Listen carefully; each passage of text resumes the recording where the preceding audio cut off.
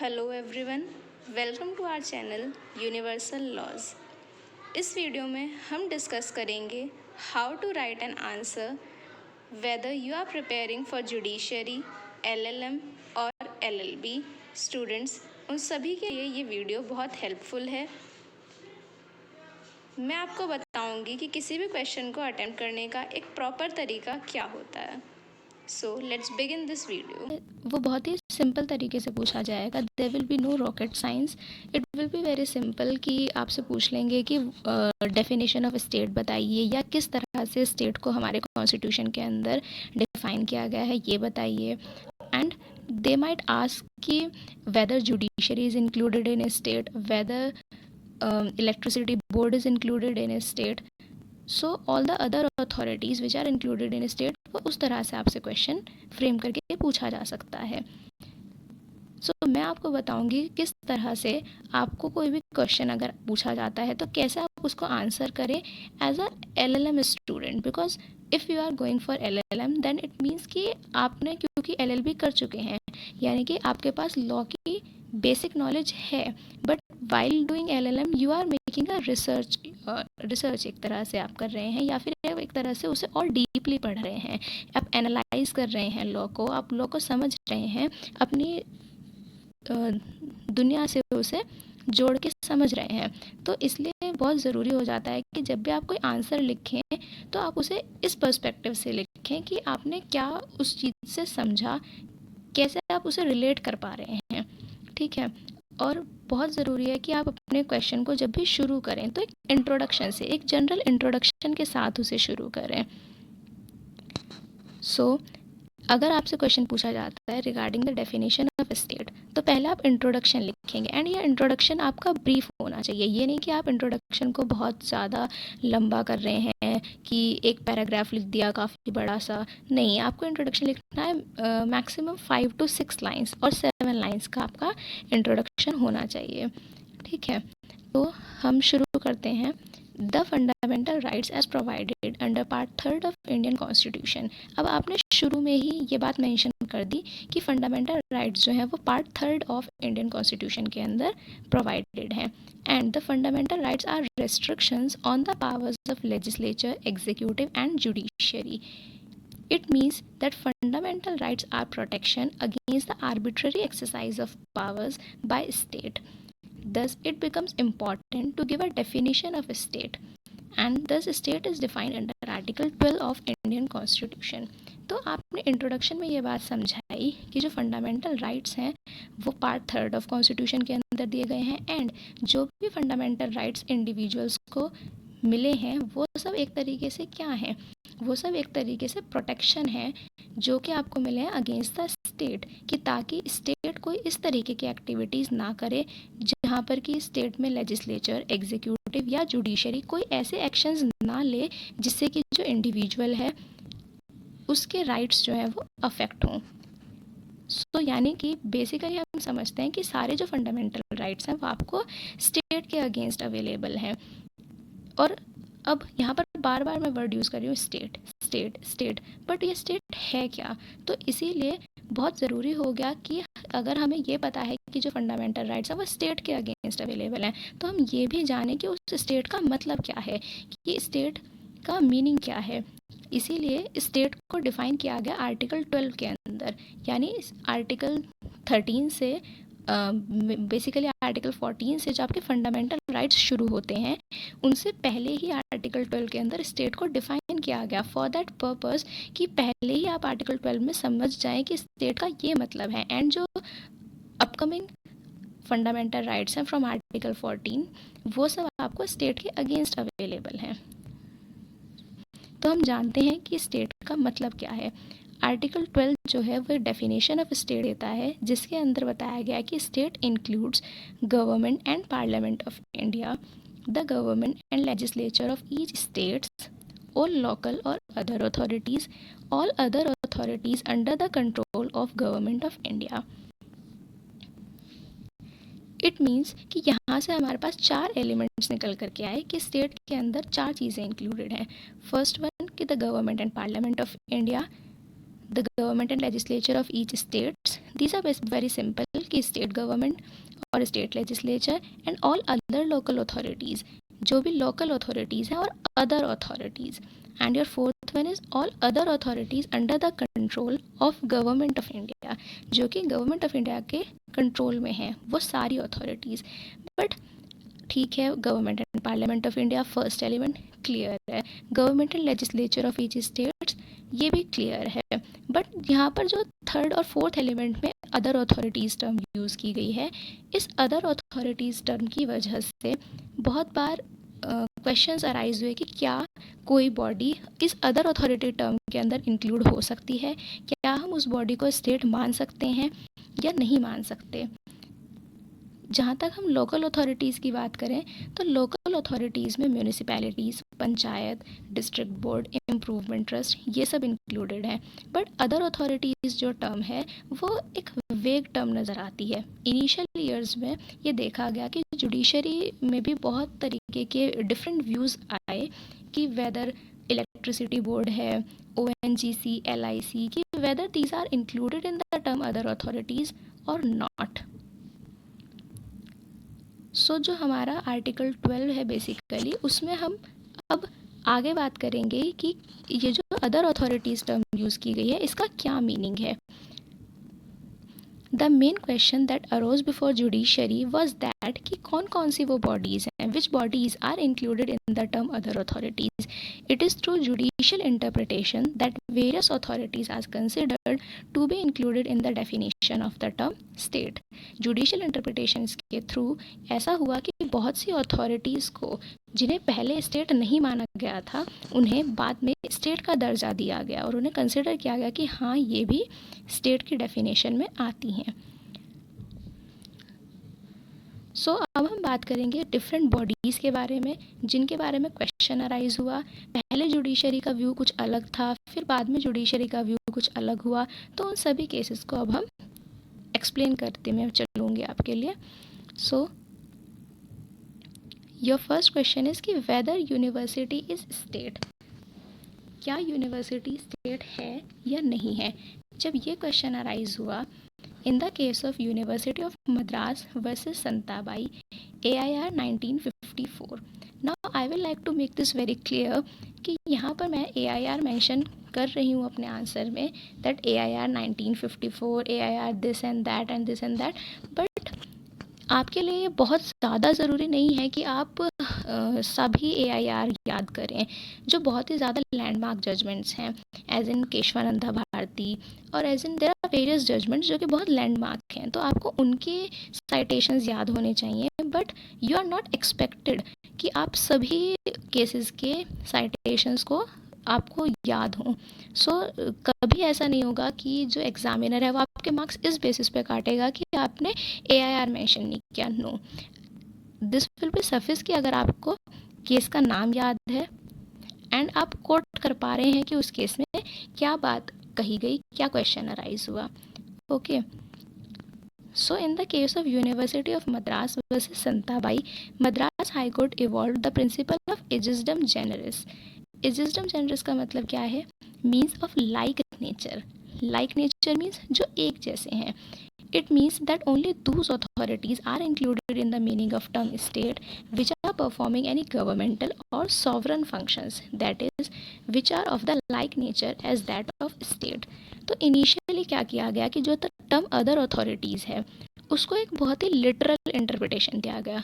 Literal interpretation means कि उसे strict sense में देखा गया कि केवल वो अथॉरिटीज़ जो कि गवर्नमेंट के जैसा फंक्शन परफॉर्म कर रही हैं या फिर कोई सॉवरन फंक्शन परफॉर्म कर रही हैं. सॉवरन फंक्शन मीन्स दूस functions that can be perform only by the government.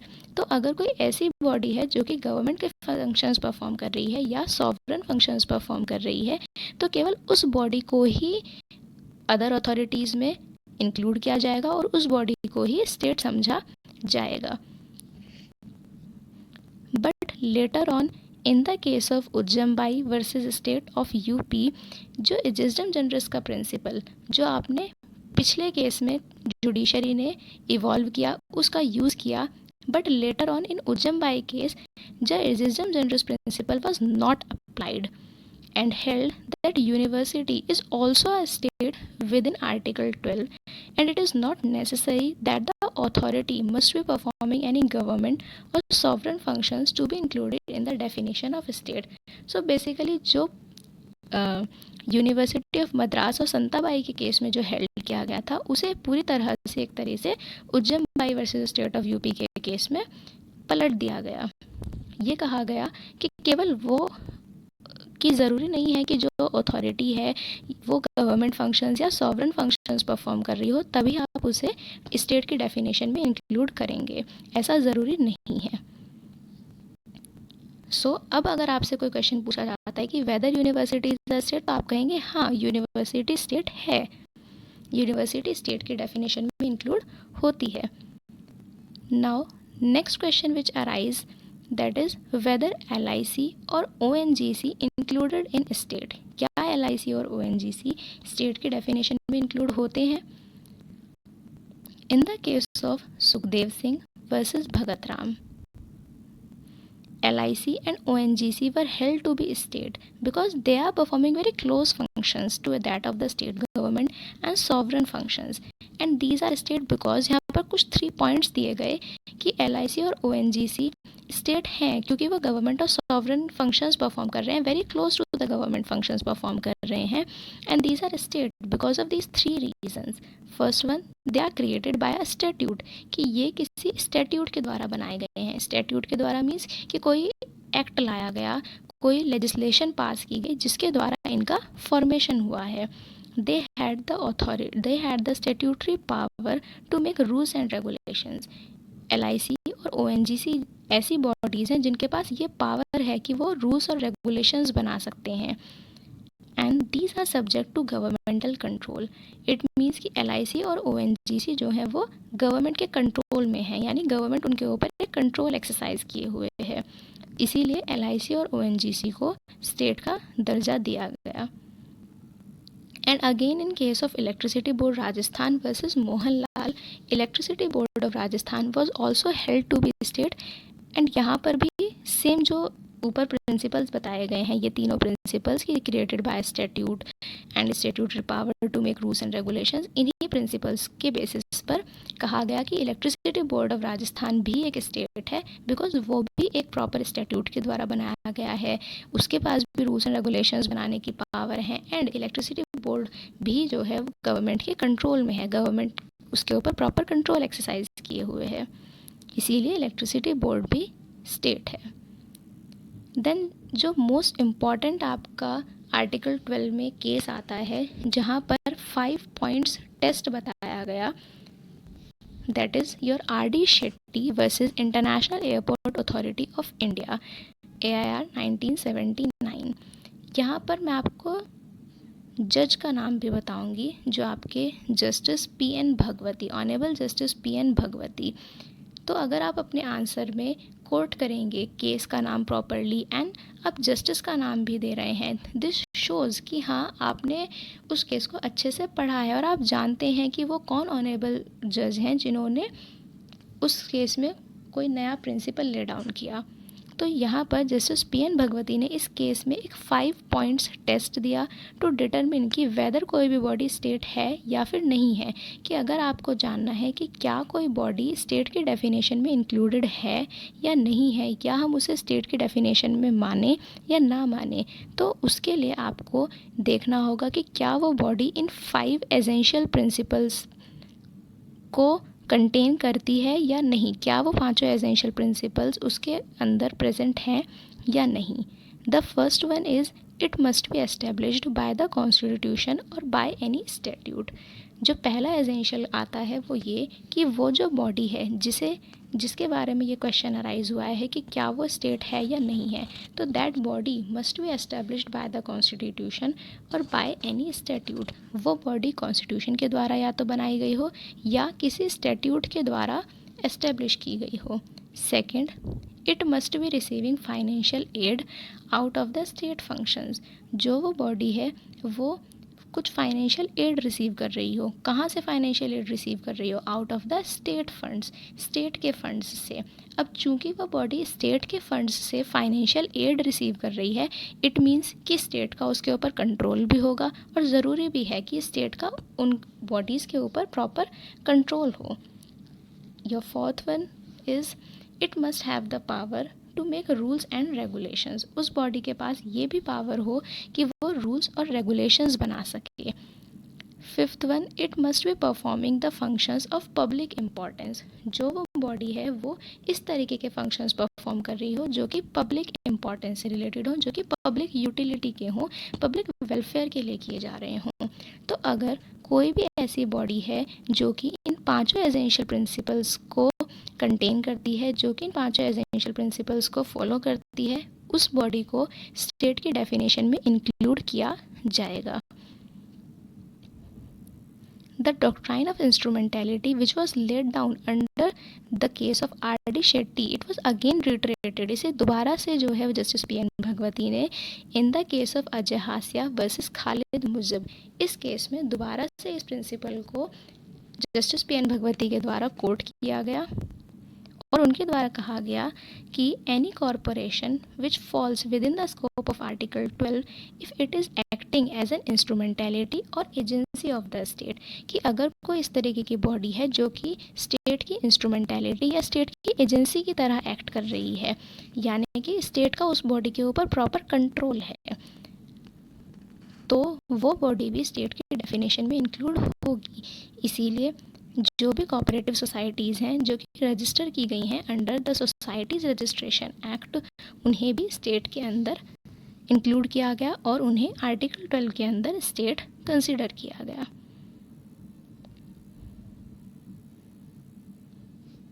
Now next question which arise, that is whether NCERT state है या नहीं है। In the case of Chandramohan Khanna versus NCERT, ये question arise हुआ कि क्या एनसीईआरटी जो है उसे स्टेट कंसिडर किया जाए या नहीं।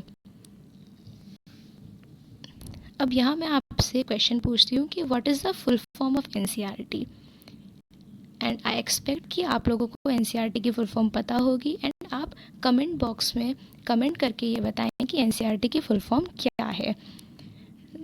दो आई माइट साउंड कि मैं क्यों एनसीईआरटी की फुल फॉर्म पूछ रही हूँ, ये तो कहीं नहीं पूछी जाएगी या जुडिशरी में नहीं आती या कहीं किसी एंट्रेंस में नहीं आती, but for your basic knowledge I think कि ये चीज़ें कहीं ना कहीं हमारी नॉलेज को इम्प्रूव करती हैं।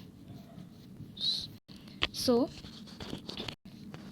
NCERT was held to be outside the scope of article 12।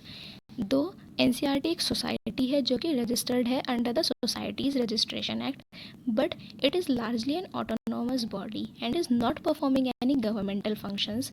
Also it is not funded out of the government fund से properly.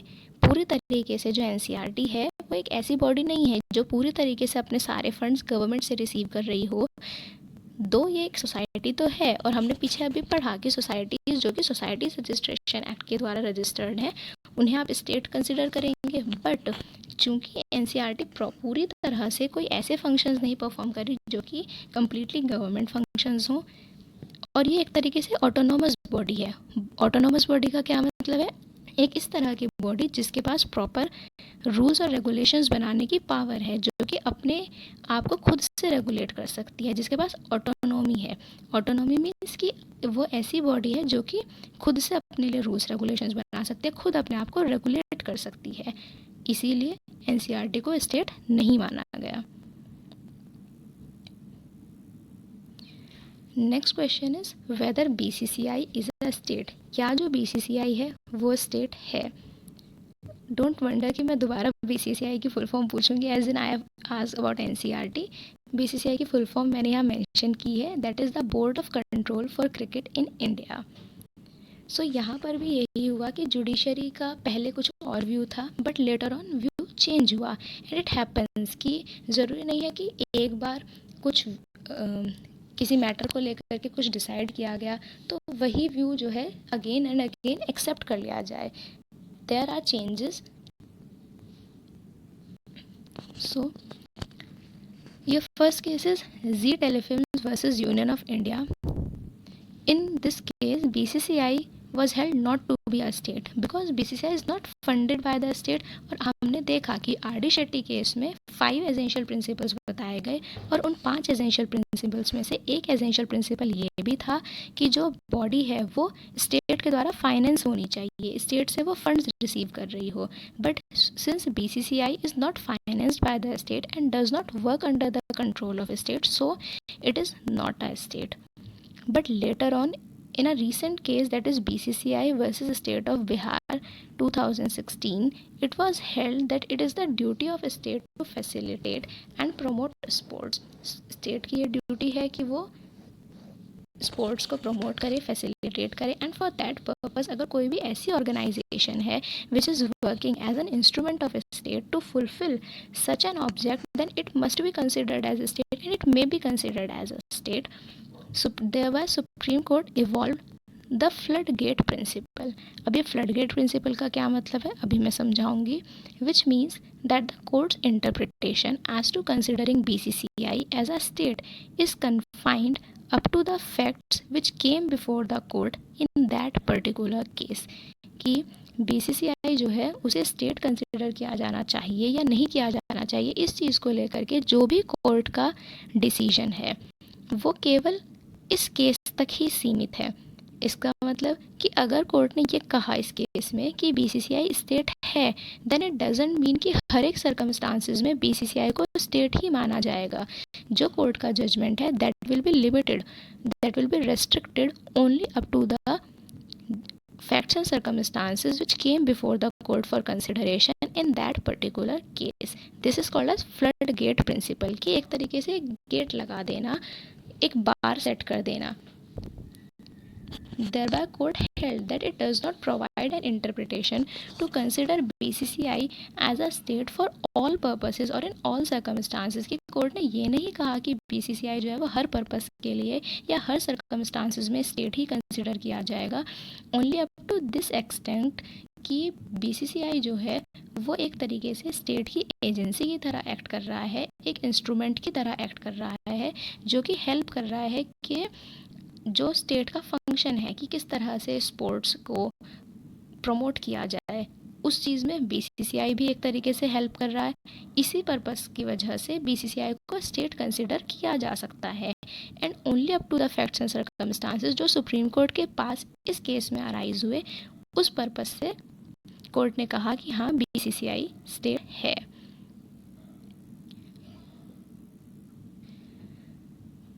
Next question is whether judiciary is state. क्या जुडिशरी भी state है? In the case of Naresh versus state of Maharashtra, यहाँ ये कहा गया कि high court is not a state and a writ under article 32 is not maintainable against the judicial orders of high court because such orders can not be considered to violate the fundamental rights. 7 judges bench of Supreme Court reiterated the same principle in the case of A.R. Antule versus R.S. Nayak. तो ये दो cases हैं, that is Naresh versus state of Maharashtra and second one is A.R. Antule versus R.S. नायक. इन दोनों cases में ये कहा गया कि हाई कोर्ट जो है वो स्टेट नहीं है and under article 32 high court के अगेंस्ट आप कोई रिट नहीं डाल सकते, नहीं फाइल कर सकते, ओनली ऑन दिस ग्राउंड कि जो ऑर्डर्स हैं can not be set to violate the fundamental rights. कि अगर हाई कोर्ट ने कोई ऑर्डर पास किया है तो हाई कोर्ट ने अपने डिस्क्रिशन से वो ऑर्डर पास किया गया है हाई कोर्ट के द्वारा और हाई कोर्ट ने अपना प्रॉपर जुडिशियल माइंड वहाँ पर अप्लाई किया है. तो आप ऐसा नहीं कह सकते कि हाई कोर्ट के किसी ऑर्डर की वजह से आपके फंडामेंटल राइट्स का वायलेशन हुआ और इस ग्राउंड पर आप हाई कोर्ट के अगेंस्ट अगर रिट डालना चाहते हैं तो ऐसा आप नहीं कर सकते. And for that purpose it was held कि high court is not a state and a writ under article 32 is not maintainable against the state.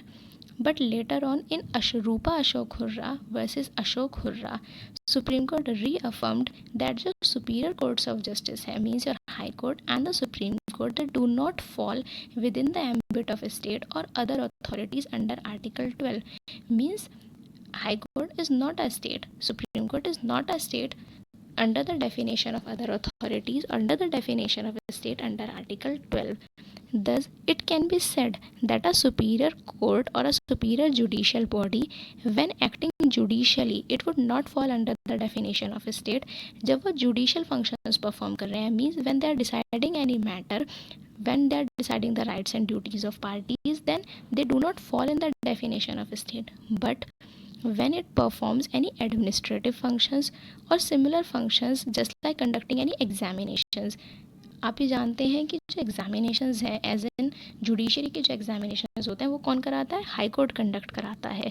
तो जब अगर कोई जुडिशियल बॉडी, अगर high court administrative functions perform कर रहा है या एग्जामिनेशंस कंडक्ट कर रहा है, बेसिकली एग्जामिनेशंस कंडक्ट कराना is also an administrative function. तो इस तरह के अगर एडमिनिस्ट्रेटिव फंक्शंस जुडिशरी के द्वारा परफॉर्म किए जा रहे हैं, तब हम जुडिशरी को स्टेट की डेफिनेशन में कंसिडर करेंगे, to this restricted sense that it is performing an administrative function at that time. But अगर हाई कोर्ट जिस समय अपने जुडिशियल फंक्शंस परफॉर्म कर रहा है, किसी केस में कोई जजमेंट दे रहा है, उस समय हाई कोर्ट को स्टेट नहीं समझा जा सकता. उस पर्पज़ के लिए आप हाई कोर्ट के अगेंस्ट इस तरह की रिट नहीं डाल सकते कि हाँ, हाई कोर्ट ने इस तरह का कोई ऑर्डर हमारे अगेंस्ट पास किया जिसकी वजह से हमारे फंडामेंटल राइट्स का वायलेशन हुआ. ऐसा आप नहीं कर सकते.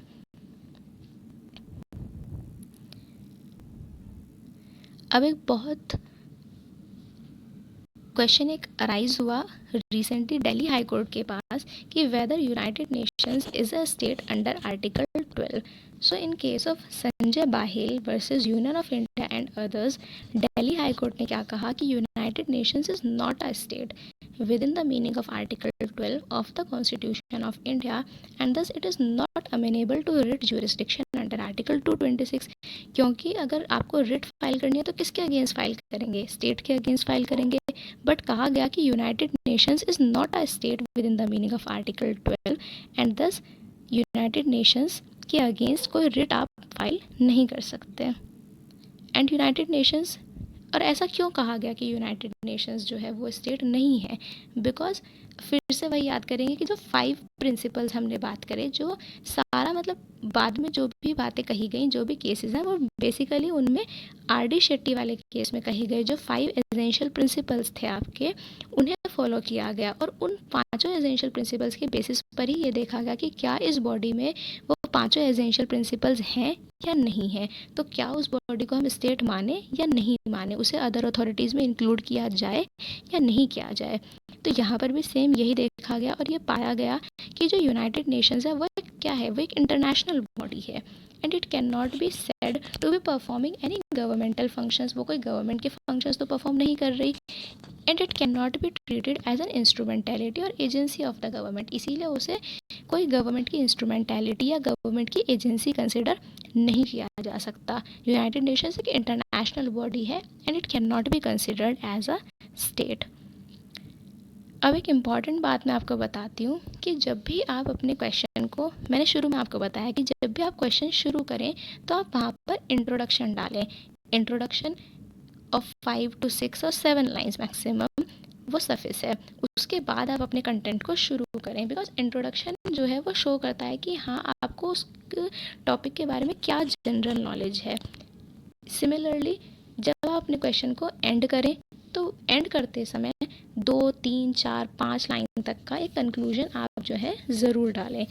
कंक्लूजन में भी आप लिखें कंक्लूजन एंड एनालिसिस और conclusion and submission, because it shows कि हाँ, आपने जो कुछ लिखा, जो कुछ पढ़ा, जो कुछ अभी तक समझा है, आप उसे किस तरह से अपने वर्ड्स में एनालाइज कर रहे हैं, क्या आप समझ रहे हैं. सो beginning a question with an introduction and ending your question with a conclusion is a good thing. This will make you fetch more marks. So conclude हम करेंगे कि the term authorities under article 12 जो term other authorities use किया गया है, authorities जो term use किया गया है, would refer to those that had the power to form laws और which works as an agency और इंस्ट्रूमेंटैलिटी. बात हम फिर से घुमा फिरा के वही लिखेंगे कि जो आपने कंक्लूड करा. कंक्लूड क्या करेंगे? मैंने अभी आपको बताया कि जो आर.डी. शेट्टी केस है वो आपका एक लैंडमार्क केस है एक तरह से, जिसमें ये 5 प्रिंसिपल्स बताए गए, जो principle of doctrines of 5 principles हैं, या जो इंस्ट्रूमेंटैलिटी ऑफ स्टेट है वो बताई गई। और बार बार एक ही बात दोहराई गई कि किसी भी बॉडी को अगर स्टेट कंसिडर करना है तो हम ये देखेंगे क्या वो बॉडी गवर्नमेंट फंक्शंस परफॉर्म कर रही है, क्या वो एजेंसी या इंस्ट्रूमेंटैलिटी ऑफ स्टेट की तरह वर्क कर रही है।